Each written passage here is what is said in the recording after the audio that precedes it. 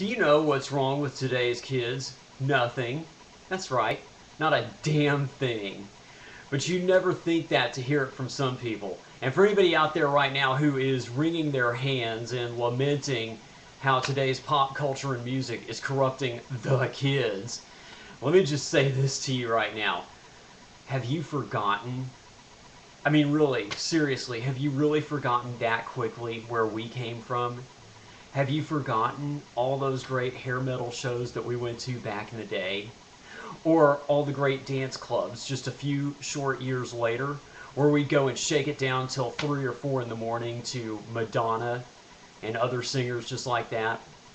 I don't know. Seems to me that we all turned out okay. Have you forgotten just how annoying it really was back then when all those religious fundamentalists tried to bring us down? Not that it really mattered. I know. How many times did we go to some church youth group on a Wednesday or a Saturday night knowing full well that some of that was going to be talked about? But we went anyway because they were also serving free food.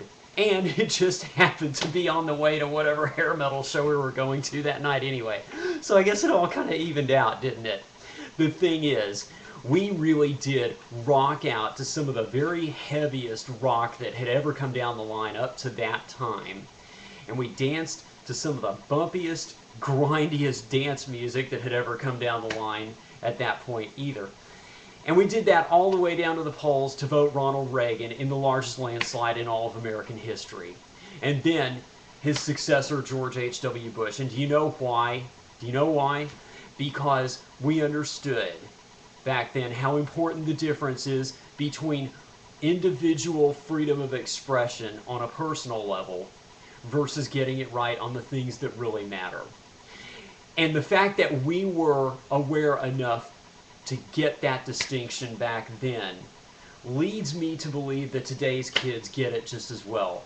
As a matter of fact, I got a hunch that they might even get it on an even higher level than we did. I'll tell you what I really think might be in play, though. On some very core level, you just can't stand it that it's not about you. Not anymore, it isn't. But that doesn't mean you have to just walk away from it either. As a matter of fact, if you are really paying attention, I think you'll realize that today's artists like Miley Cyrus, Kesha, Lady Gaga, and so many other pop stars, what they're really doing is taking the very best of what we put up there and then putting their own unique spin on it and moving it forward in their own way, just like today's biggest rockers. Isn't that what life's all about? Isn't that the whole point?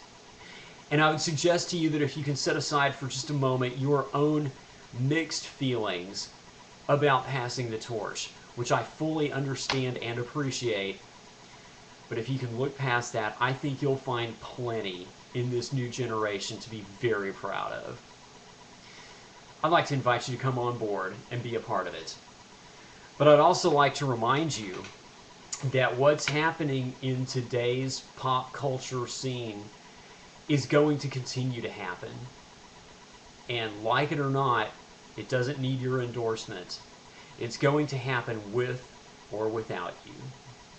I'll see you next time.